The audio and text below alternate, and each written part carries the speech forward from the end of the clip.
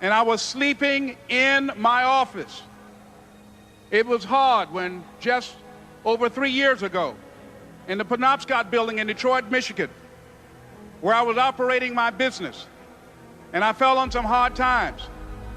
It was hard coming into the lobby, and the security said, "Excuse me, Mr. Brown, can we see you for a moment?" And I said, "Yes," and I walked up to the counter, and he gave me an envelope.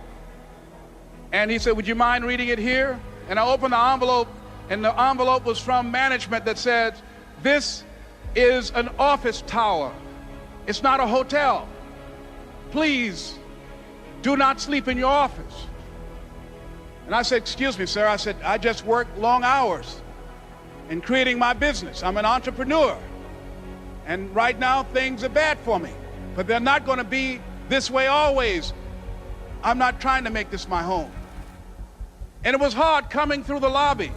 And sometimes they would laugh. There's a guy talking about becoming successful. And look at him. He's bathing in the bathroom upstairs on the 21st floor. He sleeps on the floor. Him and 2 other dreamers up there. Look at him. It was hard, ladies and gentlemen, coming to speak to people. And I was facing financial difficulties in my own life. I was behind on my bills and my dreams, and I'm saying to them, you can live your dream. It was hard, ladies and gentlemen. It was very difficult to pick myself up each day believing that I could do it. There were times that I doubted myself. I said, "God, why is this happening to me? I'm just trying to take care of my children and my mother. I'm not trying to steal or rob from anybody. Why did this have to happen to me?" It was rough when I lost my job, and I could not find a job. It was humiliating and embarrassing, borrowing money, and then I couldn't pay the money back when I told them I would. That's rough. How people look at you, how they respond to you. It's very hard. Here's what I discovered that happens to you in life, that you will go through things, and while you're going through them, you can't understand why it's happening to you. But after you go through it, and you get back and you look at it and you say, "Oh, now I understand why I needed that lesson." Then I saw that that was preparing me for bigger and better things. See, most people want it easy. See, easy come, easy what? Easy go. Learning those things that you don't like to do. But you know that in order for you to get where you want to go, this is one of the hoops that you have to flip through. And I'm saying to you, whatever you got to do it, because if you don't, life is going to whoop you until you surrender. How do you hang in there during the hard, difficult times? Les, you must have faith. You've got to believe in yourself. You've got to believe in your abilities. You've got to believe in your service, your company, your ideas. Unquestionably, you got to have faith, and that faith gives you patience. That is not going to happen as quickly as you want it to happen. A lot of things are going to happen that will catch you off guard. And so therefore you've got to deal with and handle it as it comes. And not only that, but that faith and patience drives you into action. You've got to keep moving by continuing to push forward, by continuing to run toward my dream that one day I would have my own talk show. It's a long shot, ladies and gentlemen, from Liberty City, an abandoned building on a floor, never knowing my mother or father. It's a long shot. Being here with you today in this dome in Atlanta, it's a long shot. My mother used to say, birds of a feather flock together. If you run around with losers, you will end up a loser. It's necessary that you get the losers out of your life if you want to live your dream. Ask yourself the question, the people in my life right now, are they contributing to my growth and development? Are they making me a better person? Is it making me stretch mentally and emotionally and spiritually? Is it getting the best out of me? See, this is the only life you've got. That you get the energy drainers out of your life, people who don't want anything, people who are not striving, people who are not challenging themselves, people who aren't growing, people who have stopped dreaming. It's necessary that you align yourself with people and attract people into your business who are hungry people who are unstoppable and unreasonable, people who are refusing to leave life just as it is and who want more. See, ladies and gentlemen, if you don't use your talents, if you don't use this power, this force that you have within you, you're going to lose it. I travel a lot speaking around the country, and I was out of Detroit for around 2 months. I came back to the airport, went in the parking lot, put my key in the ignition, turned the key. Can anybody tell me what happened? Can you tell me why the car did not get started? The battery was dead. Why was it dead? I had not been using it. Repeat after me, please. If you don't use it, you lose it. If you have the ability to play an instrument, the world's greatest said that if I miss a week of practice, I know it. And if I miss 2 weeks, the critics know it. And if I miss 3 weeks, my audience knows it. If you have the ability to draw well, and if you don't use that talent eventually, you're going to lose it. If I don't speak often, and at one point in my life, I missed speaking for around 6 months. And when I came up before an audience, I was rusty. I could not get my thoughts together. I could not have the power, the kind of confidence that I needed in order to make it happen. So whatever you want to do, whatever idea that you have, the longer that you're sitting on that idea, you're either creating or you are disintegrating. If you're not using it, your skills are diminishing every day.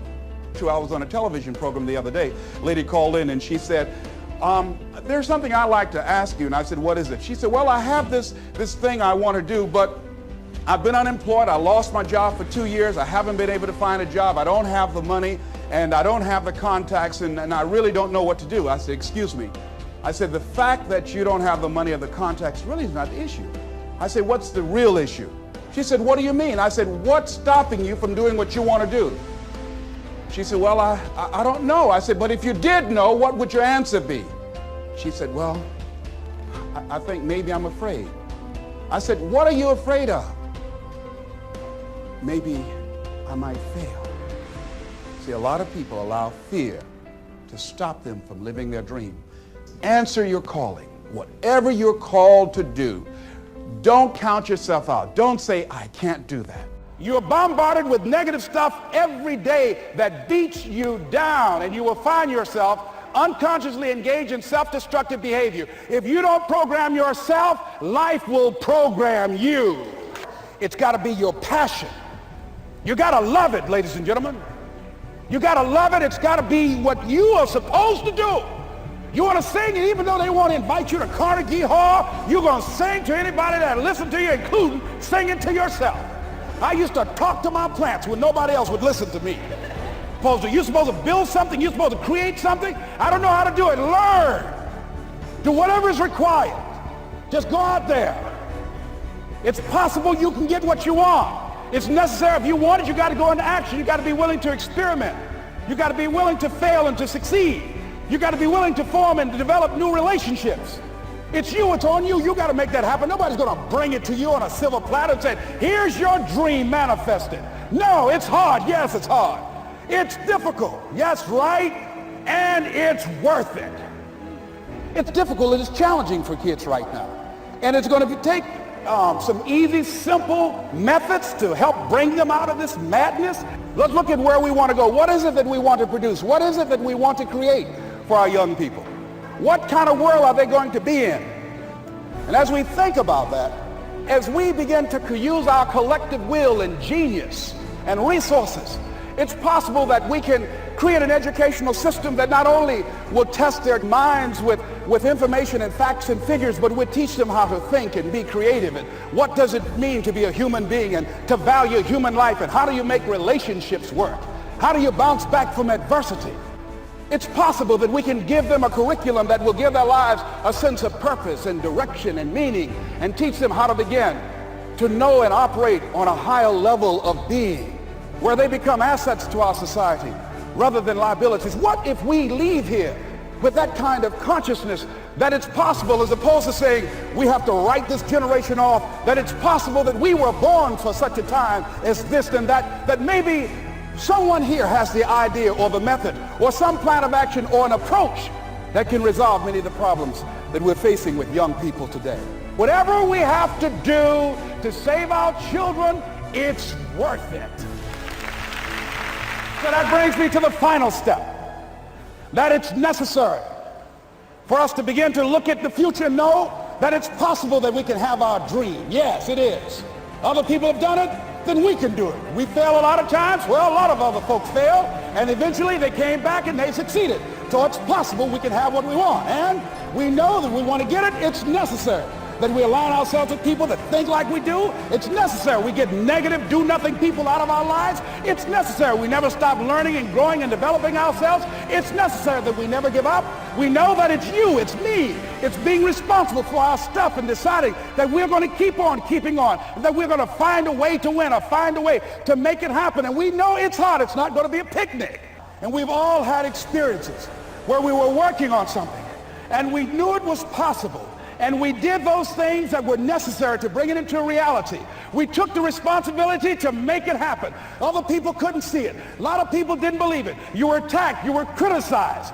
People were opposing you, but you kept on doing it. It was hard. It was rough. It was difficult. But to you, it was worth it. And eventually you got to a level you know, can nothing stop me now. I'm on the move. Don't stop running toward your dream.